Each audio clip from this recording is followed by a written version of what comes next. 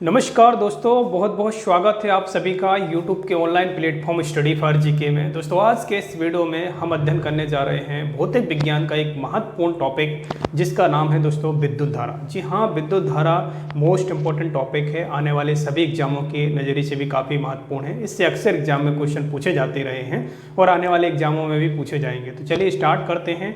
देखिए आज के इस वीडियो में हम अध्ययन करेंगे विद्युत धारा काम कैसे करती है, विद्युत धारा के टाइप्स क्या है, विद्युत धारा के कितने प्रकार है ना, बेसिक चीज़ों का अध्ययन करेंगे इस वीडियो में। तो चलिए स्टार्ट करते हैं। आप लोग कॉपी और कलम उठा लीजिएगा और नोट डाउन कर लीजिएगा विद्युत धारा।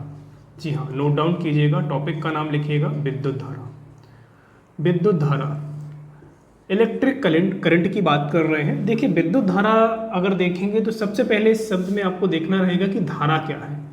तो सबसे पहले आपको धारा को समझना रहेगा। धारा एक अचानक प्रवाह को क्या बोलने लगते हैं, धारा बोलने लगते हैं। जैसे हम बोलें कि किसी भी क्षेत्र में अगर नदी का प्रवाह हो रहा है, यानी एक फ्लो में पानी बह रहा है, तो क्या बोल सकते हैं उसे, क्या बोल सकते हैं दोस्तों। अगर पानी का फ्लो हो रहा है, पानी का प्रवाह हो रहा है तो बोल सकते हैं हम पानी की धारा। अगर दूध का प्रवाह हो रहा है तो दूध धारा बोल सकते हैं दोस्तों। इसी प्रकार से अगर देखेंगे तो यहाँ पर जो प्रवाह हो रहा दोस्तों इलेक्ट्रिक है ना, यहाँ पर किसका, यहाँ पर इंग्लिश में क्या बोलते हैं इसे, इलेक्ट्रिक करंट बोलते हैं। अगर हम बात करें इलेक्ट्रॉन के प्रवाह, अगर हम यहाँ पर देखें इलेक्ट्रॉन का प्रवाह क्या कहलाता है, आपका विद्युत धारा कहलाता है। इलेक्ट्रॉन का प्रवाह ही विद्युत धारा है, विद्युत धारा। समझ रहे हैं आप। कहने का तात्पर्य यह है कि यहाँ पर बात कर रहे हैं इलेक्ट्रॉनों के प्रवाह की, तो इलेक्ट्रॉनों के प्रवाह को क्या कहते हैं, हम विद्युत धारा कहते हैं। या दूसरे शब्दों में अगर हम बात करें तो आवेश के प्रवाह है ना, क्या बोल सकते हैं, आवेश प्रवाह की दर को विद्युत धारा कहते हैं।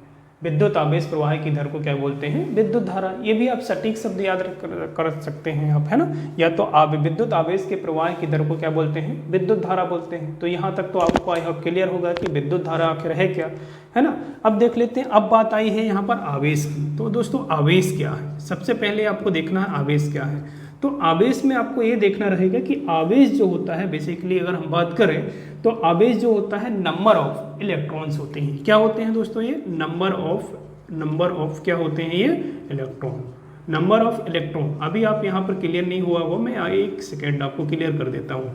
नंबर ऑफ इलेक्ट्रॉन जो है वो है आवेश दोस्तों, है ना। तो आवेशों की अगर हम बात करें यहाँ पर, तो आवेश जो होते हैं दो टाइप से होते हैं। बेंजामिन फ्रैंकलिन का नाम आपने सुना होगा दोस्तों, जो एक बहुत बड़े भौतिक शास्त्री थे। उन्होंने आवेशों की अगर बात करें तो दो कैटेगरी बताई हैं। एक तो आपका होता है धनात्मक आवेश, एक क्या होता है धनात्मक आवेश, है ना। एक क्या होता है आपका धनात्मक आवेश और एक होता है आपका ऋणात्मक आवेश।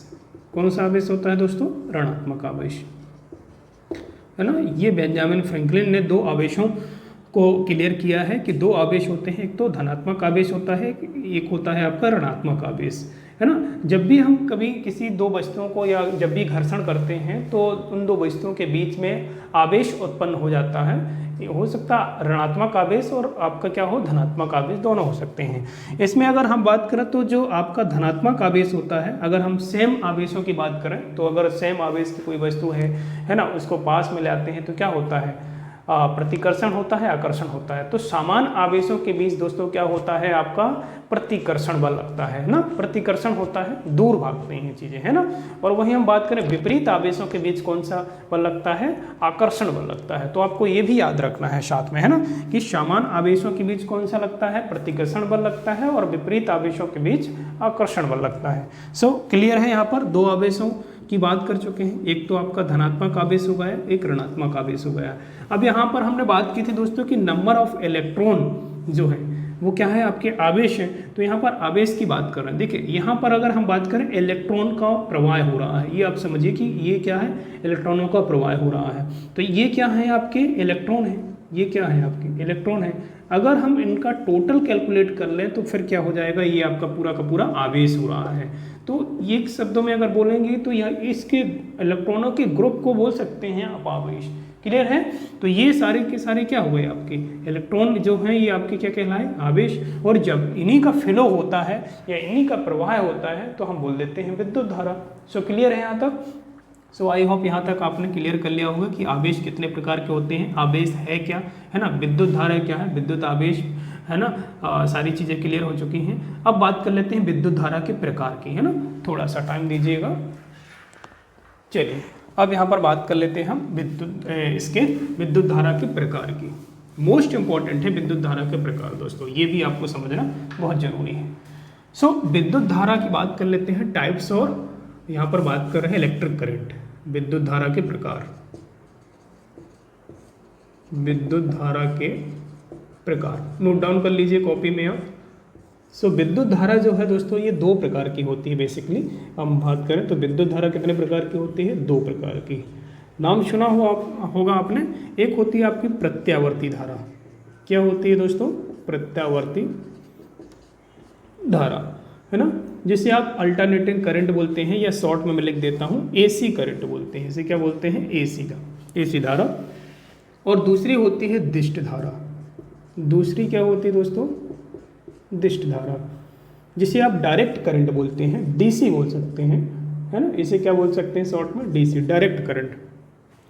अब आप बोलेंगे सर इनमें दोनों में अंतर क्या है? तो सिंपल से समझिए, जो प्रत्यावर्ती धारा होती है दोस्तों ये अल्टरनेटिव करंट होती है। मैं एक ग्राफ के जरिए आपको समझाने की कोशिश करता हूँ। देखिए प्रत्यावर्ती जो धारा है, यहाँ पर समझिएगा, ये प्रत्यावर्ती धारा का मैं डायग्राम बना देता हूँ। यहाँ पर देखिए जो प्रत्यावर्ती धारा है वो समय, ये देख सकते हैं, टाइम के साथ क्या होती है? परिवर्तित होती रहती है। यहाँ पर देख सकते हैं आप, है ना।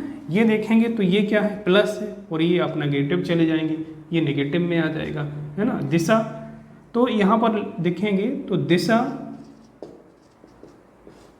और यहाँ पर देखेंगे तो ये जो है दिशा क्या है? परिवर्तित हो रही है आपकी यहाँ पर।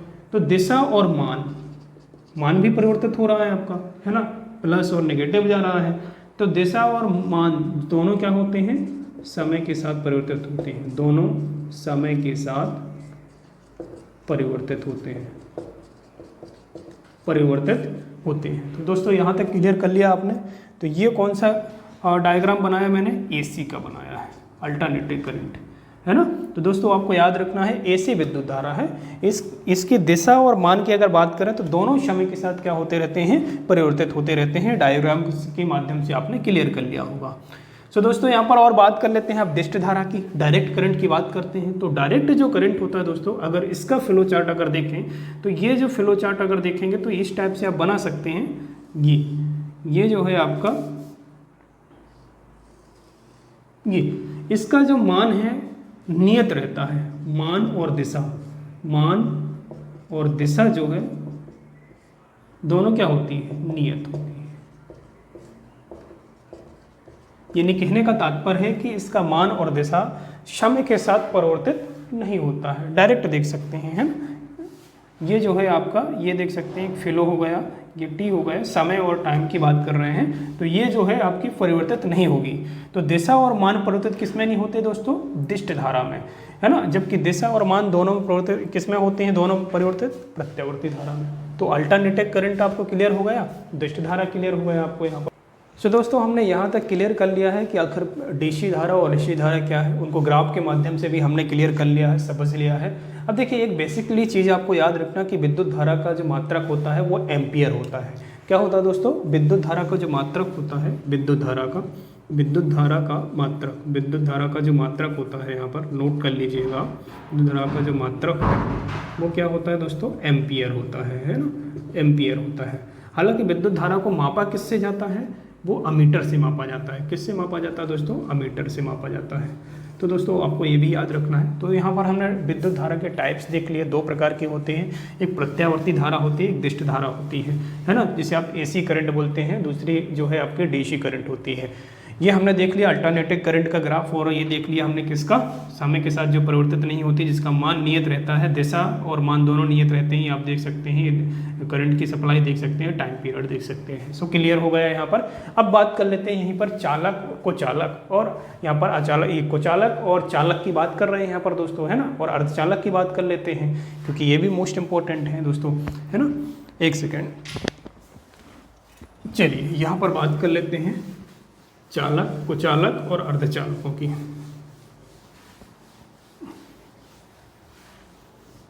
चलिए देखिए सबसे पहले बात कर रहे हैं चालक की।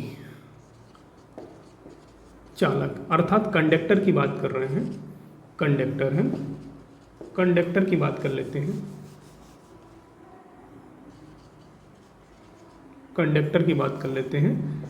तो चालक में अगर देखेंगे तो जिसमें आवेश का जो प्रवाह है यानी इलेक्ट्रॉनों का प्रवाह जो है सरलता से हो जाता है, वो क्या कहलाती हैं, चालक वस्तुएं कहलाती हैं। जैसे कि हम बात कर रहे हैं तो चालक वस्तुओं में सभी धातुएं आ जाएंगी, सभी धातुओं की बात कर लेते हैं, सभी धातुएं, जैसे कि अगर देखेंगे लोहा है ना, लोहा हो जाएगा है ना, लोहा के अलावा सोना हो गया, सॉरी चांदी अगर देखेंगे तो चांदी, लोहा, तांबा है ना, चांदी है ना, ये सारी जो वस्तुएं हैं आपकी, जो धातुएं हैं वो क्या है आपकी आदि, ये क्या है आपकी चालक है। और चालक क्यों है, क्योंकि इसमें इलेक्ट्रॉनों की संख्या ज़्यादा होती है दोस्तों, जबकि प्रोटॉनों की संख्या क्या होती है, इसमें कम होती है ना। वहीं हम बात कर लेते हैं कोचालक की, है ना। तो यहाँ पर हमने देख लिया कि सभी धातुएं क्या है, विद्युत की चालक होती हैं, कंडक्टर होती हैं, क्योंकि इनमें प्रोटॉनों की संख्या की अपेक्षा इलेक्ट्रॉनों की संख्या अधिक होती है। क्लियर है। और सर्वाधिक जो चालक जो धातु है उसका नाम है चांदी। चांदी में सबसे अधिक विद्युत धारा तेज प्रवाहित होती है, आपको याद रखना है। इसमें इलेक्ट्रॉनों की संख्या बहुत ज़्यादा होती है, विशेष रूप से आपको याद रखना है चांदी।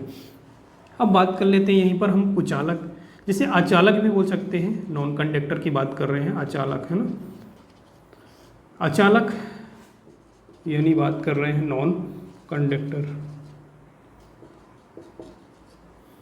तो इसको देख लीजिए आप, इसमें अगर बात करें जिसमें इलेक्ट्रॉनों का प्रवाह सरलता से नहीं होता है, या बोल सकते हैं इसमें इलेक्ट्रॉन का प्रवाह नहीं होता है ना। तो विशेष रूप से अगर देखेंगे तो जो अधातुएं हैं वो क्या होती हैं, अधातुओं की बात कर लेते हैं। जैसे अगर बात करें अचालक क्या है, किसमें विद्युत धारा प्रवाह नहीं होती, जैसे हम बात कर रहे हैं रबड़ है ना, ये लकड़ी देख सकते हैं, लकड़ी में विद्युत धारा प्रवाहित नहीं होती है। इस प्रकार की तमाम जो चीज़ें हैं वो क्या है आपकी अचालक है, जिनमें इलेक्ट्रॉनों की अपेक्षा प्रोटॉनों की संख्या अधिक होती है, जिसके कारण क्या होता है, इसमें विद्युत का प्रवाह नहीं हो पाता है दोस्तों। क्लियर है। अब वही हम बात कर लेते हैं अर्धचालक की, है ना। अर्धचालक भी मोस्ट इंपॉर्टेंट है, अर्धचालक है ना। अर्धचालक इन दोनों के बीच की कड़ी होती है अर्धचालक। अगर हम बात करें अर्धचालक में तो यहाँ पर बात कर लेते हैं, अर्धचालक में वो आते हैं जैसे सिलिकॉन, आपने नाम सुना होगा सिलिकॉन है, सिलिकॉन और जर्मेनियम।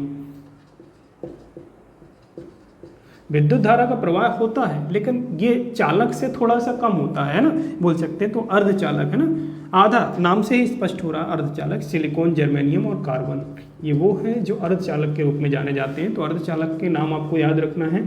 चालकों में बात कर चुके हैं, है ना, मुख्य रूप से बात कर चुके हैं, अचालक में बात कर चुके हैं दोस्तों, है ना। अब दोस्तों यहाँ पर टर्मोलॉजी थोड़ा सा समझते हैं कि बोल्ट, यहाँ पर बोल्ट क्या होता है, आपके माइंड में क्वेश्चन आता होगा कि बोल्ट क्या है और वहीं आपका रेजिस्टेंस क्या है ना। बोल्ट क्या है और रेजिस्टेंस क्या है, तो देखिए समझिएगा। यहाँ पर बात कर लेते हैं बोल्ट और रेजिस्टेंस की, जिसे आप प्रतिरोध बोलते हैं, प्रतिरोध। तो देखिए यहाँ पर हम बात कर रहे हैं, करंट पढ़ रहे हैं, करंट यानी विद्युत धारा पढ़ रहे हैं। तो विद्युत धारा में इन्हीं दोनों का बहुत ही महत्वपूर्ण योगदान है दोस्तों। तो जो बोल्ट होता है दोस्तों, बोल्ट जो होता है इलेक्ट्रॉन को गति प्रदान करता है। क्या करता है दोस्तों, इलेक्ट्रॉन को क्या करता है, गति प्रदान करता है। और इलेक्ट्रॉन को रोकने का काम कौन करता है, इलेक्ट्रॉन को रोकने का काम करता है रेजिस्टेंस यानी प्रतिरोध काम करता है। समझ रहे हैं। तो इलेक्ट्रॉन को धक्का कौन देता है, फोर्स कौन करता है, वो करता है वोल्ट। आपने देखा होगा ना कितने वोल्टेज का करंट यहाँ से प्रवाह हो रहा है। तो समझ रहे हैं कितने वोल्टेज डिपेंड करता है कितने वोल्टेज का। जितने ज़्यादा वोल्टेज होंगे जितनी ज़्यादा स्पीड उसकी होगी इलेक्ट्रॉनों की। समझ रहे हैं। जैसे 440 का वोल्टेज आपने देखा होगा कि एसी विद्युत धारा आपके घरों में होती है दोस्तों, और एसी का वोल्टेज होता है कि कितने वोल्टेज होता है। जैसे 220 वोल्टेज की एसी करंट धारा घरों में सप्लाई होती है।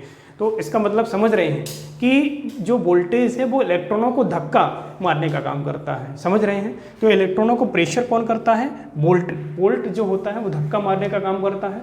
और इसके अलावा इलेक्ट्रॉन जो है दोस्तों, इलेक्ट्रॉन को प्रेशराइज करता है कौन, वोल्ट। और इसको इलेक्ट्रॉन को रोकने का काम कौन करता है, प्रतिरोध काम करता है। समझ रहे हैं। तो इलेक्ट्रॉन और प्रतिरोध का मतलब आप समझ चुके होंगे। विद्युत धारा के मार्ग में डाली गई रुकावट जो होती है प्रतिरोध कहलाते हैं। अब अलग अलग वस्तुओं का, अलग अलग धातुओं का अलग अलग होता है दोस्तों, है ना। तो क्लियर याद रखना है आपको, है ना। तो यहाँ तक आपको ये सारी चीज़ें क्लियर याद रखना है कि वोल्ट और प्रतिरोध का क्या है, इसमें योगदान है। तो आपको याद रखना है जो करंट होता है, जो विद्युत धारा होती है, उसमें खासतौर में प्रवाह जो होता है किसका होता है दोस्तों, इलेक्ट्रॉनों का प्रवाह होता है। तो इलेक्ट्रॉनों को धक्का मारने का जो प्रयास करते हैं, हमेशा धक्का मारता है कौन, आपका वोल्ट, और उसे रोकने का काम कौन करता है, प्रतिरोध काम करता है दोस्तों।